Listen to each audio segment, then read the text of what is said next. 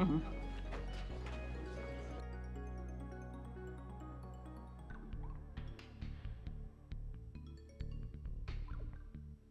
I want to make sure that works. At this time, we will call this joint architectural board and village board meeting to order. Trustee Pfeiffer. Trustee Doro. Here. Trustee Myers. Here. Trustee Walshliger. Here. Trustee Connor. Trustee Ledke. President Pfannerstill. Here. If you'd all rise for the Pledge of Allegiance. I pledge allegiance to the flag of the United States of America and to the republic for which it stands, one nation, under God, indivisible, with liberty and justice for all.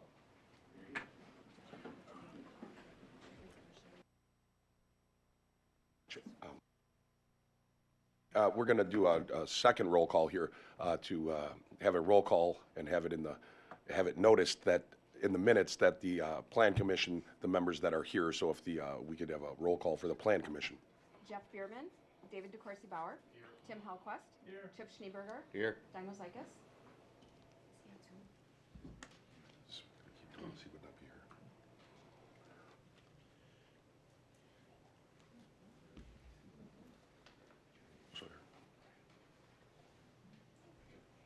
All right. At this time, we would have public comments. These are for any item that someone has for public comments. They can give them at this time. Try to keep it to 3 minutes or less. Seeing as there are none, we will move to our first item for this meeting, which is presentation and question and answer period for a concept for development of the pit quarry property located at 700 West Capitol Drive. We will do the, I'm guessing Q&A may go on during the presentation, but most likely it would be after the presentation is complete. We have a group here to do the presentation. I'm going to hold you off for just about 3 minutes as we're got a couple just coming in, not even, maybe a minute. Just let everybody get set up, and then you'll be able to step forward to the mic at that time.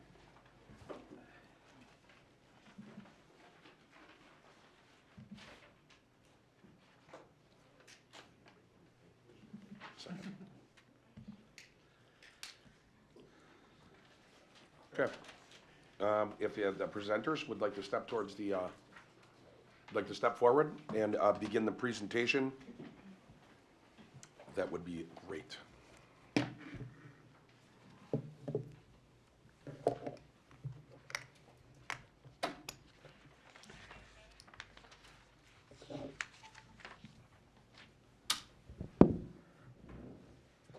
Good evening.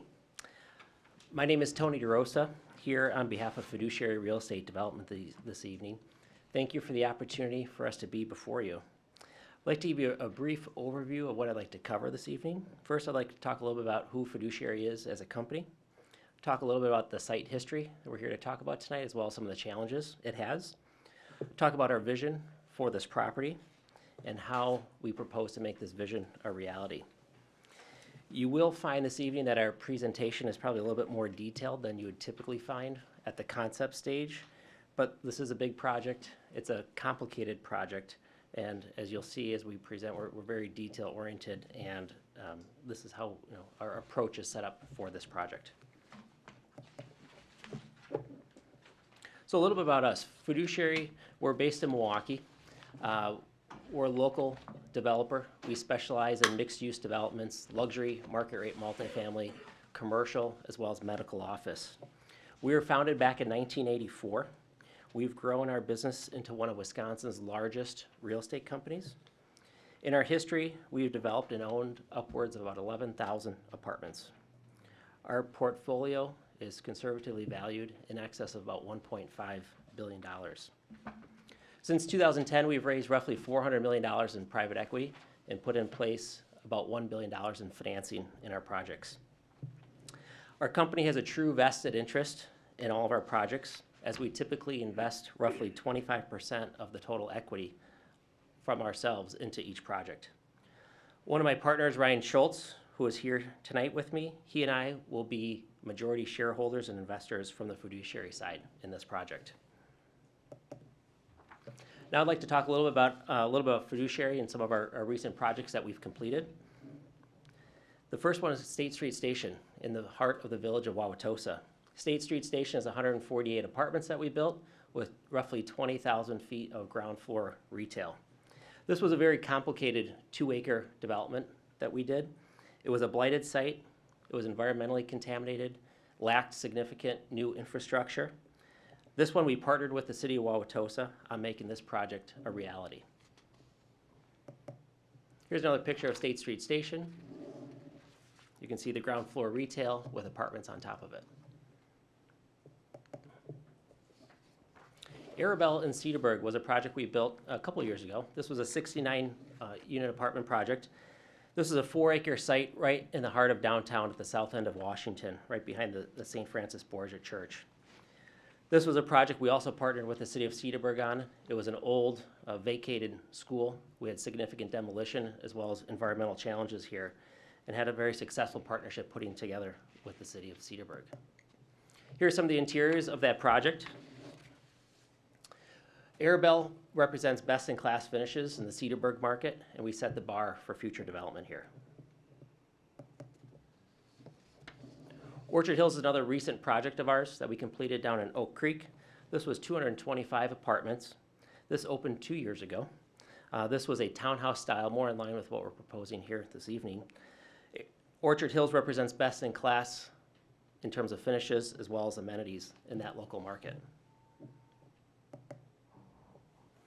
This slide shows some of the interiors as well as amenities and finish level in Oak Creek.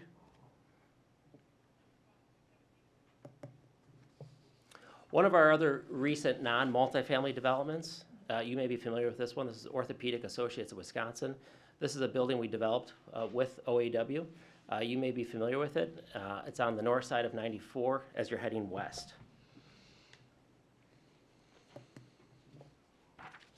So now let me talk a little bit about our team and who I have here this evening with me. Ryan Schultz, my partner with Fiduciary, is here this evening.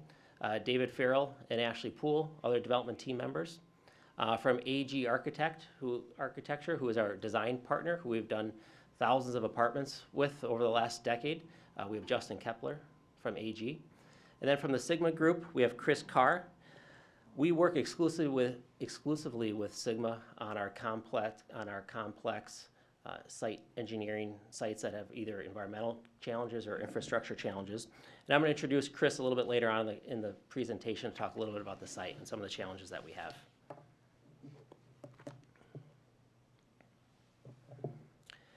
The property on the screen that we're here to talk about tonight is what we consider significantly underutilized. Historically, it was operated as a quarry. Today, it's utilized by BSIT as a trucking operation. The property itself is roughly 49 acres. It's currently zoned Q1 quarry. The village's 2045 land use plan earmarks this for high-density residential with densities of 8 to 18 units per acre.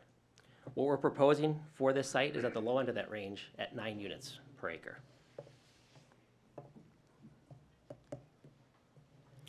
So when you have an underutilized site like this, you go through a process of looking at what is the highest and best use of this property. And there's 4 major real estate product categories to look at. First is office.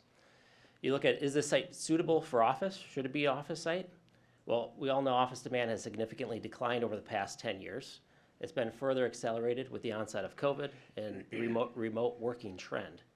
We expect this trend to continue, and we don't feel that office is a long-term fit for this site. Then you move on to retail, and you look at Amazon effect and e-commerce and reducing the need for brick and mortar retail. It's not an ideal retail site either. Then you move on to industrial. You know, there's been great demand in the last few years for industrial, for warehouse, distribution space. This location, its adjacencies, its site layout don't make it an ideal site for industrial either. Then you look at multifamily. Does this site work for multifamily? Well, there's been limited multifamily built in the Lake Country area over the past decade. We know there's significant pent-up demand for modern, market-rate rental housing options throughout the area. This use is compatible with, as well as minimally visible from surrounding businesses, the church, multifamily properties, as well as the single-family homes around us. This property meets the key criteria for what makes a multifamily project successful in that it has proximity to jobs, retail conveniences, there's healthcare providers out here, great interstate access. It's going to have high quality modern construction, and it's an appropriate type of housing that meets the needs. Also, this site will allow for our residents to be able to walk to downtown Heartland in addition to its 150 plus businesses. Then we look at the demand side of the equation. Is there demand for this? We've done our market research. We feel confident that there is pent-up demand out here for modern luxury apartment housing. These are people that are looking to sell their homes sometimes, but want to stay in the area because they have family ties here. A lot of this area has an older rental housing stock with dated finishes and lack of amenities. When we look at who is our target demographic, this is a demographic that's looking for something upscale yet suburban. In many cases, these are empty nesters, baby boomers, young professionals, those that are choosing to rent. And when you look at who our typical resident employment profile looks like, people that will live here are people that work in the healthcare industry, finance, insurance, real estate, technology, police and fire, management, education, service industries, retirees, a little bit of everything. Our estimated monthly rent ranges will be between $1,400 to $2,700. We have a mix of studios, 1 bedrooms, 2 bedrooms, and 3 bedrooms that will cater to a broad demographic group. This will be a unique community. This will cater to those that are not looking to live in your typical 3 or 4 story building with common hallways, but rather those that are looking for more of a condo or a townhome type feel. We'll have oversized attached garages, as well as every apartment will have its own private direct entry. This would be the most highly amenitized development in Lake Country. Some of the highlights of our proposed development will include the following. These will all be 2-story buildings. Townhouse style, as mentioned before, each apartment would have its own private direct entrance. In terms of apartment amenities, we'll have attached, detached garages, oversized windows, private balconies, and patios for every apartment, open concept floor plans. Every apartment will have its own full-size washer or dryer, upgraded stainless steel Energy Star rated appliances. In terms of some of the overall community amenities, we'll have 2 clubhouses as well as a pool. We'll have a first-class fitness center. We'll be promoting our walkability with a lot of sidewalk connectivity throughout the development. And we'll have on-site property management. And this is one item I think I would like to just touch on a little bit in terms of property management. Fiduciary, we will self-manage this property. We'll have on-site staff. A little bit about fiduciary from a management perspective. We are recognized as best in class in the management field. We have a very hands-on approach to how we handle this. What we're selling here is more of a lifestyle type experience. We run our properties like 4-star hotels. People who live here will want and expect best in class in terms of finishes, safety, security, and at the end of the day, we're selling a maintenance-free living experience.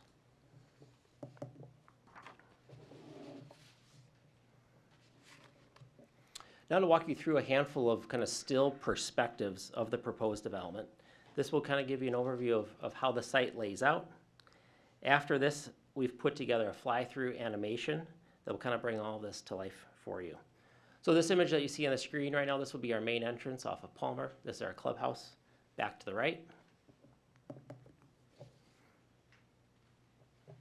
This is one example of one of the buildings within the development. None of our buildings will be larger than 20 apartments per building, and again, all 2-story. This is a view of our clubhouse and pool.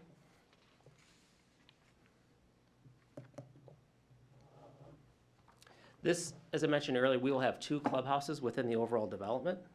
This one will be further north into the site. And this image kind of gives you a glimpse that I mentioned earlier, a lot of connectivity, lots of sidewalks, promoting a walkable development. This image shows the area outside the back of our clubhouse.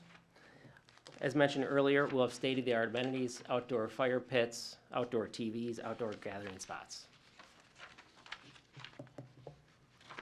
This is an image of what the inside of the clubhouse would look like.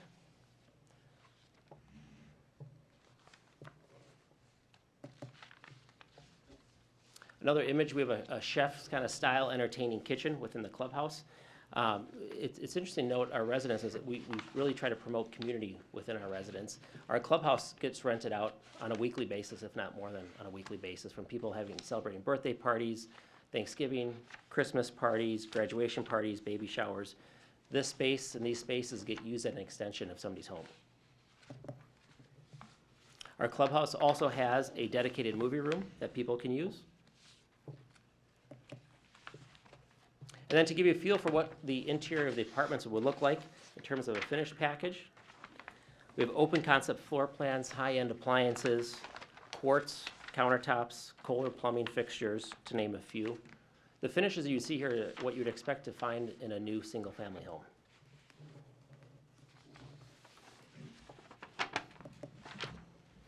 Now to the site plan. It's a little hard to read, but I'll kind of hit the highlights. It's the same site plan that's in your packet as well. This is not your typical site to lay out.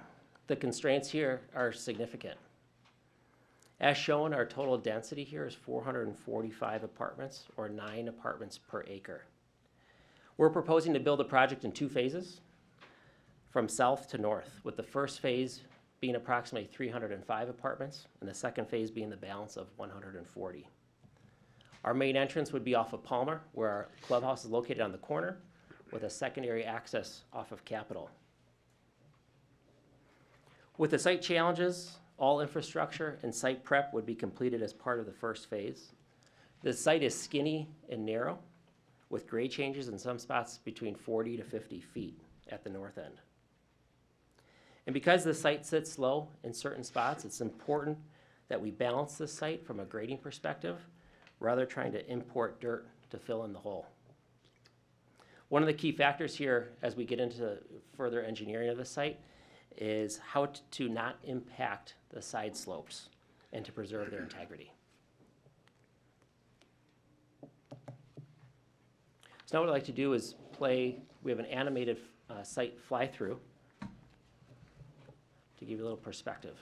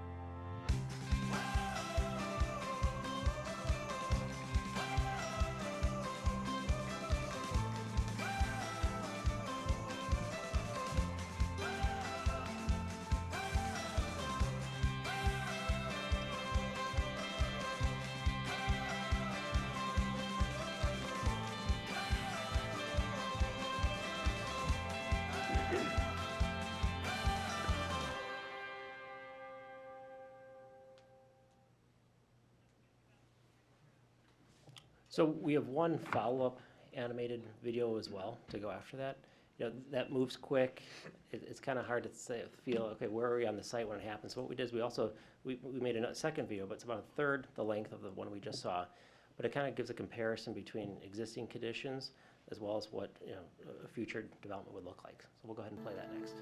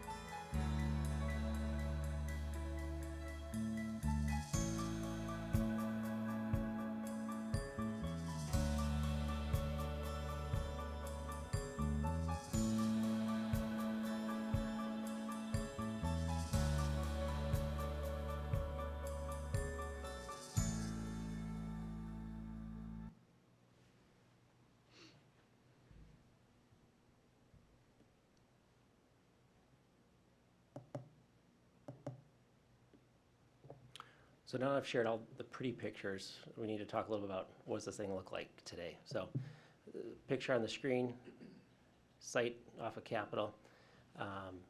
What I'd like to do now is introduce Chris Carr from the Sigma Group. I'm going to have Chris come up. Chris would be responsible for all of the civil engineering, environmental related to the project.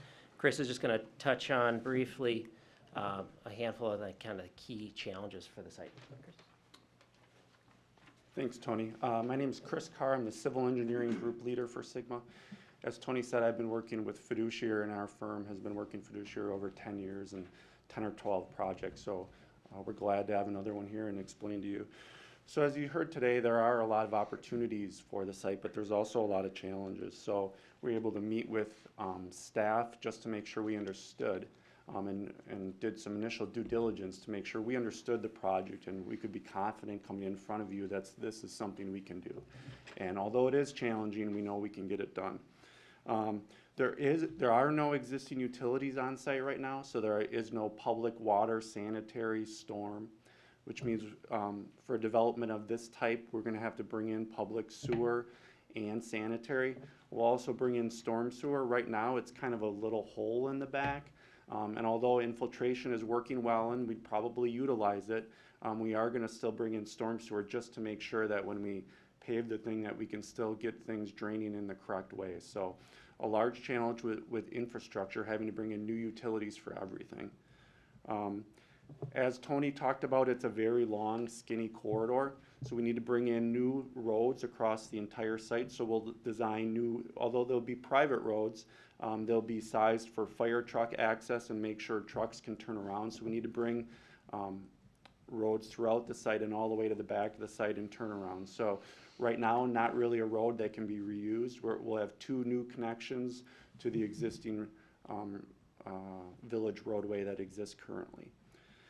The back of the site's going to need to be filled about 15 feet to be able to get gravity sanitary sewer service. So we worked with village staff to understand it's preferable to have a development like this fed from gravity, meaning you don't need pumps or anything. So we need to bring the back of the site up over 15 feet in order to get gravity sewer to work on the site, which is a significant take. That takes about 200,000 cubic yards of dirt.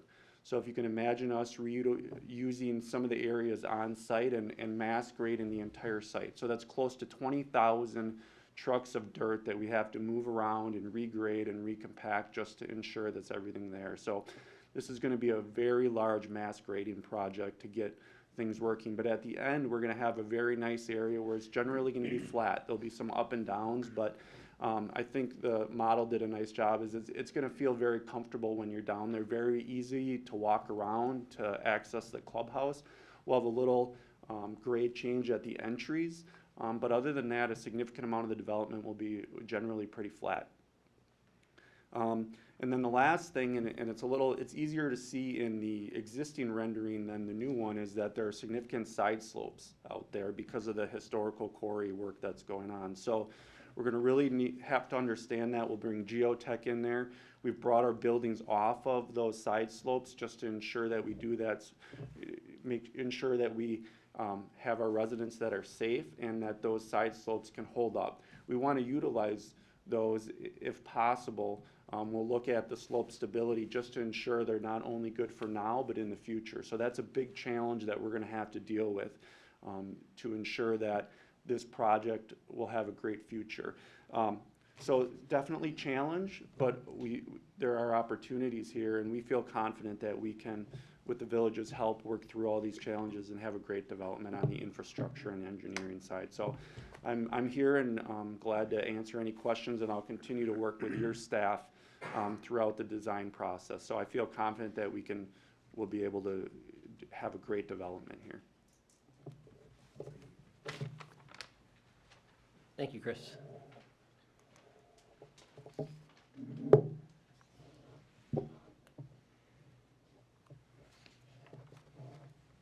So the reality is that this site, it's blighted. It's going to be virtually impossible for the private sector to develop or redevelop this property on its own. We know there's extraordinary costs and challenges to make a project unique, especially of this caliber, and make it financially feasible. A development of this quality with these challenges is not possible without a partnership with the village. We don't have all the answers today, but we have a great understanding of what our constraints are, what the challenges are, and how we develop this site. With that being said, what we've put together is a potential outline of what a partnership between fiduciary and the village could look like. A preliminary estimate of what TIF assistance budget would look like. We're estimating right now, based on the information we know, between $6 to $8 million of TIF assistance to make this financially feasible. And this is an estimate at this time. We still have a lot of due diligence to do, but it's our best guess. This would be structured as a developer-funded TIF, or pay-as-you-go. Developer-funded would eliminate the financial risk to the village in the event they were to issue bonds in lieu of that. TIF assistance as a percentage of our total project costs are approximately between 8 to 10%. With this development and how underutilized this property is today, there will be significant increment in both assessed value and correspondingly in taxes. Upon completion of both phases, we're estimating over $90 million of assessment increment, which correlates to over $1.1 million in property tax revenue increment. Split between the two phases, our first phase increment is projected at over $61 million and $770,000 of tax base. Phase 2, $29 million and $370,000 respectively. Our TIF payback period, we're estimating at roughly 15 years from the start of construction. And it's important to point out that our estimated 15-year payback is from the increment generated solely from the first phase. Completion of the second phase would in turn reduce our payback by an additional 3 years, bringing it closer to 12 years. One of the next key steps in this process would be for us to work with the village's TIF consultant, Ehlers, on this analysis. We've worked with Ehlers on numerous other successful TIF projects that we've done. And I think we have a good understanding of how they operate, what key metrics they look at, how to make this work for both fiduciary as well as the village. So in closing, just want to kind of recap a couple things. One, in terms of project benefits, this is going to be a development like no other in Lake Country. We're very excited about it. Two, we know there's demand for the product. There's an underserved market out here. We're going to have a unique development. There's going to be significant amount of green space, walkability, being able to walk to the village, pretty exciting. Huge increment, over $90 million of increment, or $1.1 million in tax base. When you look at the number of people that would live here, and you take a conservative estimate of discretionary spending and the impact on the local area, we think that impact is over $4 million a year on local businesses. Multiply that over 10 years, we're talking more than $40 million of consumer spending here. At the end of the day, we think this is a development that represents the highest and best use for this challenging property. I know I've covered a lot tonight, but this is a big project, and we're prepared to dig into the rest of the details that we haven't gotten into yet if we move forward. And as I mentioned earlier, tonight wasn't about us having all the answers to all the questions, because I'm sure there'll be many questions tonight that we don't yet know the answer to. But rather tonight is about us laying out our vision for this property. And is this vision something that the village has interest in partnering with fiduciary on this project? And if the answer is yes, we're prepared to dig in, and our attention to detail, as I started the presentation talking about, and tackle this challenge that we have before us. And with that, we have our full team here tonight, from architect to civil to partners. Happy to answer any questions that any of you may have for any member of our team. Thank you. Thank you. I'm sure there will be questions, so I think the best, guessing that there could be, depending on whoever is best to answer the question from the team will answer. I'm not sure if you guys would like to just stand behind the mic to make it quicker for Q&A, for if all of a sudden if the architect has to answer, they'll step forward and they can say who they are. And then what I will do is I will just move from, go from this side of the board, and I would just go trustee by trustee down the line. And then we will start with the building inspector. Actually, we'll start with Mr. Bierman, because those are voting members of the board, and we'll just go through the members. And that's how we will do Q&A. Is everybody, with a nod of the head, is everybody agreeable to that? I think it's the best way to do it without us. We only have a half hour, so let's try to keep it to, because at 6:30 we have a village board meeting. Let's try to keep it to whatever questions we got. Rick, I'm going to let you get her going, and we'll just go right down the line. I actually have a question. Would it be better to start with the planning, because they're a lot more knowledgeable, so I'd rather hear their questions and thoughts behind it and then come back to us to hear us. You would prefer, sure. Yeah. Okay, That's what I was gonna recommend. okay. I'm just getting to the first thing. All right, well, we will start with trustee Walschlager, who's also on the planning commission. So if you want to go, if you could try to keep it to 4 minutes or less so that we have enough time to go back around. If they're all of a sudden we're not past the half hour, then we can maybe start going around again. I just don't want everybody, I want everybody to have the same amount of time. My questions are very detailed with what I got. My questions are very detailed with the information I was given. So my questions, I think, would come at a later date. It's about parking and the building's two-way traffic, and your parking spaces aren't up to code. They're not big enough.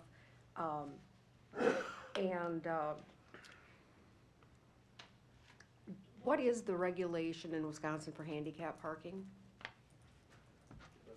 Yeah, go ahead. Typically, it's 2% of the total number of stalls. Okay, 'cause I was looking that up, and it was very high, I thought, higher than that, but that's fine. So I was not able to go out to the site myself, and I do want to still go out there. How long are you anticipating that it would take to do both phases? So we anticipate that the first phase, construction, could take between probably 26 to 30 months to complete, including all the site infrastructure. Okay, And then upon completion of the first phase, our intention would be to move to the second phase. Second phase would be a shorter project. That's probably about a 15 to 18-month project. and did I understand correctly that you are going to staff the property? You're not going to be selling it off, that you staff it? That is correct. We'll have our own staff, fiduciary staff, leasing professionals that will operate out of the clubhouse on a daily The basis. first clubhouse at the entrance? That is correct. Okay. And we'd be happy to arrange another site walk, because being on site is a totally different perspective that these aerials and pictures really don't do justice, so we'd be happy to accommodate that. I'm done. Thank you. Gentleman that just spoke previously, could you give your name and the company you're with, just so that we have it for the minutes? Justin Kepler with AG Architecture. I'm gonna skip over, I'm gonna go to the voting members first, and then, Chip? If you have any questions, if you don't, that's fine, we can, I'd like to see a lot of conductivity for walkways up to the village somehow, which can be addressed later, but overall, it looks pretty good. I have no issues. I mean, more detail will create more questions, so I'm happy with what's going on right now. Yeah, so in looking at the comp plan and the densities that, as we went through the process of developing the comprehensive development plan, this is exactly the kind of concept that was envisioned. We considered, as we were developing the plan, just keeping it entirely sort of open green space. That was something that was sort of not preferred as we went through that development process. You'll see in the comp plan that it was intended to be higher density because we saw that there is a need for this type of housing in the village, housing that is more affordable, that is higher density, and also the comp plan showed that a portion of this site would sort of remain sort of fairly green space, and I think, given what I'm seeing here, you've achieved that with, sort of the perimeter of the property and some other features, some green space on the inside. So I think from an overall, how does it compare to the intent of the comp plan and the discussions that we had, it's exactly in line with what we were thinking. Okay, so so there's that. I do think there's some obvious challenges with the property. There are some historical environmental concerns associated with, historic uses of the property that you might want to, that's another challenge that's out there that I didn't see listed as far as a former sort of diesel tank and release and things like that. It's nothing that I think can't be overcome, but I wanted to bring it up as a concern. So overall, I think it's a very good plan and consistent with the comp plan. Mr. Bierman. I also believe that what you propose is really good for this area, and the plan looks nice at this time without getting into many details. I know the history a little bit more of the property through the generations of my family that have lived here, and being younger at the time and messing around on the conveyors and things like that. Having more head snicker come and kick us out of there was common. So I do know that there's quite a bit of buried concrete in there. I do know that there was a tunnel that led underneath there under Hill Street to the existing other part of the project that's developed now, which was a gravel pit. I did walk the entire site. I kind of remember where the tunnel was. One of the concerns is that if it was filled properly to hold up the road above. I mean, it's been there for 80 years, and it was a big tunnel. It was at least 8 feet high by at least 8 feet wide that went all the way underneath. I remember it being filled when Aspen Village was done. I don't know if they filled all the way under the road. There's a bunker of concrete that you see from below, way up towards Hill Street, and I believe that was the anchoring point for the conveyor. And somebody had put some fill to try to keep the kids out of this tunnel. I don't know if there's a hollow spot underneath there or not. That's one of my concerns. Just so you know, there's still some people around that did work there at one time. And I kind of know some of them, so if you needed to find out what's buried underneath there. And there is a lot of concrete buried there, a lot of concrete. I mean, they used to wash concrete trucks out there for 50 years. So just so you know, there's quite a bit of a challenge to the project and your engineering. So there is people around the area that did work there that can help you out. And are you available the first day we start construction? Not with a shovel. Does our inspector, or Ryan, do you have a question? I've talked to the group a month or so ago about some of the challenges that have been talked about tonight related to stormwater and geotechnical and slope stabilization and those sorts of things. So I think they're aware of those items that need to be looked at and addressed. Two items that I wanted to point out is I think I heard with regards to sewer, water, storm, bringing public utilities on site. The village's preference would be for all utilities to be private on the site, tapping into the public utilities within the road rights of way. And the second thing I wanted to mention is, before I saw this development, I had always envisioned access onto Capitol, perhaps at Vedelson, and perhaps halfway up the road on the way up to Palmer. So I would suggest a traffic study be done. There's a lot of traffic that comes from the apartments in Hill Street and Aspen Village down Palmer to get out to 83. And I think the development team should be open to looking at a couple or a few different access options, with one of those being the primary access being off West Cap, depending on traffic considerations. And also to coordinate that with the future development that will likely occur to the west on the vacant parcel, to make sure that there aren't multiple driveways offset, not connecting, not coordinated. And I have nothing else to add, nothing more to add. Thank you. Now on to the village board members. I don't have a lot right now. I do like the concept. I think it's nice looking. I think it is what the village of Heartland needs. Brian kind of hit on one main thing I had just as a preliminary was traffic concerns, traffic study and the roads and that with that much density. But you've already touched on that, so at this point, I don't have a lot more until I get more in depth into it.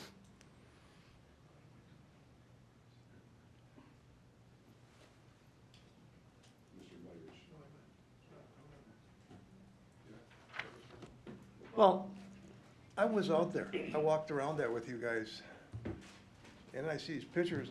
You must work for Disneyland or something. I was just amazed at the amount of land that's out there. It was like, it's just amazing. And I strongly believe that if I own a piece of property, and if I can do something, I should be able to do it, and the government shouldn't tell you you can't do it. I support your project. I want it done. Now, my problem is, we have the DNR in Wisconsin. They're not the most receptive people to a lot of things, what's underneath the ground. And you got some challenges there, but man, if you can pull this thing off, it's just outstanding. I think it's great, and I think we need it. I think you're hitting a lot of the points that we need. The traffic is a concern of mine, of course. But it's pretty impressive, and if you walk out there now and you look at it, and then you look at these videos, it's almost make-believe, but I want to see it done. And so I think it's a great idea. I think they look great. I've got no issues with it. I think they look good. For mine, my questions are more geared towards, I know you're saying you want investment with the village, working together, and I think it's definitely going to help the village from the standpoint of being able to develop what seemed to be an undevelopable property. I'd also like to thank you for coming forward with, as we're getting into this and coming forward with the number that you're coming forward with, and I want the other board members to know that with Riverwalk, even if you go up to 2.25 million as a true cost of what went into it with the properties that were given and deeded and all that kind of thing, Riverwalk was asking for 17% of their project to be funded by the village of Heartland. In this case, they're asking for 9%. I think it's important to note, to show that even though the number itself sounds huge, we're talking about a huge project that could have a value of $90 million. They're only asking for a kick-in of 9%. Where with Riverwalk, that's really big to ask for 17. And they also got that money mainly up front. Well, not all of it, but more than half. So I want to thank you for that. I do think I did see something where the entrance was very close to that intersection. And with DOT property being sometime in the next month and a half here, they're going to open those bids. to find out who's buying it, what may go on there, and who knows how many cars are going there, but there's a possibility something's there that could create an immense amount of traffic coming out of Heartland on that road. I think that the traffic study will be helpful, just to, so you guys have that, you know, knowing that that may come, because I know it's not cheap. But I think the project looks fantastic. I think it'll be good for the village of Heartland. You know, when it comes to working through the kinks and that kind of stuff, I think that comes down to the professionals that know what they're doing. But I mean, you seem like a very reputable company. Obviously, we all know Saddlebrook. I saw was on there. I'm familiar with the Wauwatosa project. That one looks like it was really cool also. I think there used to be like a George Webb's there. I ate it quite a few times late at night, but I was a younger kid when I was living down there. You're not the first person to say that. Yep. Everybody remembers the Webbs. But I was sad to see that go. But very cool project. But with that, I think it looks really nice. I think it's worth still looking into, especially getting it to Plan Commission, to let Plan Commission, for lack of a better term, start kicking this around and getting down to it. So that's what I have. I think it looks really nice if it works out the way it's being presented, or even very close to the way it's being presented. I think it's a very good thing. I just wanted to explain PAYGO TIF to any members of the public or Plan Commission Village Board, just so everyone's aware. With the PAYGO TIF, what they're talking about is, as the project gains increment, they would get a certain percentage of that back. The Riverwalk development, there was some money up front for public infrastructure, and then PAYGO for the rest of it, where the developer receives a certain percentage back of the taxes until they are repaid that amount. So he threw out numbers of 6 or 8 million. So after that 6 or 8 million would be paid back effectively, this TIF would probably close in the 12 to 15 years like they're talking about. So it's just they ultimately pay the taxes, and then there's a developer refund. So there's less, I don't want to say less skin in the game. It's more advantageous. It puts more risk on the developer, less risk on the village. So. Right, if we don't perform, we don't get paid back at the end of the day. At the same time, the developer is putting the money up first. Right, we're and fronting developing, and then when all the of those taxes start costs. getting That is taken correct. back. Any final questions? 30 seconds or less. Well, actually, I mean, we got a little. Yeah, 30 seconds or less, because we got 12 minutes until the next meeting. If anyone has any other questions. I do have if I Yes. may just share a couple other comments and thoughts. I appreciate all the comments from Plan Commission, Village Board. For those of you that had a chance to walk the site, I think it's great perspective. For anybody that has not, that would like to, I'd really encourage us to be able to do that together, hopefully on a day where it's not too cold. All of the comments that we heard tonight, the technical from the Plan Commission, all things that we've heard. No surprises there. We know we have our work cut out for us. We know we don't have the answers tonight. Sometimes we get ourselves into projects that are super complex like this, and people say, what are you guys doing? But we see opportunity here. And we have a top-notch team, best in class. I'll put our team up against any other development team in the state or the Midwest. Smart guys behind us and next to me, how to figure this out, because it's not going to be easy. There's going to be surprises. We're going to find things that none of us can even think about today. And, you know, our range of $6 to $8 million, that's based on what we know right now. It may be less, could be more, we don't know. But we are prepared to dig in. Doing a traffic study, you know, things like that, that's all routine. We don't have any issues with that. Let's look at the access. Let's work with the Plan Commission, start digging into the details, parking, you know, handicap parking, all those types of things, you know, we'll roll up our sleeves on. Oh, that's not my timer, is it? I've been told it's Valentine's Day and I have to be prompt, so. I'm not gonna say who told me that, but it wasn't my wife. But no, we appreciate the opportunity. If what I'm hearing is correctly, because for us to go to the next step, now we make a pretty big financial investment to dig into all these things beyond the pretty pictures.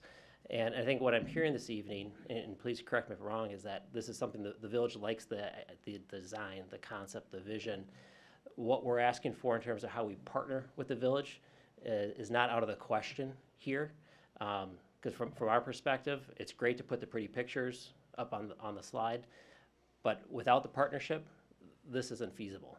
So that would be just kind of my one last comment back to the board is what I'm hearing in terms of the positive feedback, also a nod of we're open to working and partnering with, between fiduciary and the village.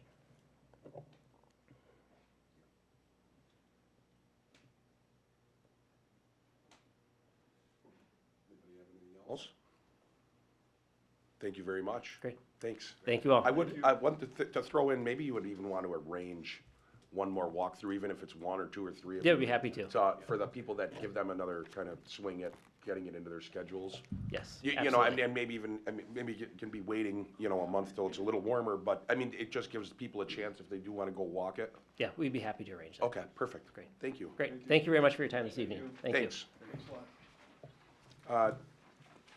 At this time, the next part of this meeting, item number 2 on the agenda would be a consideration of a motion to refer this to the Joint Architectural Board and Plan Commission.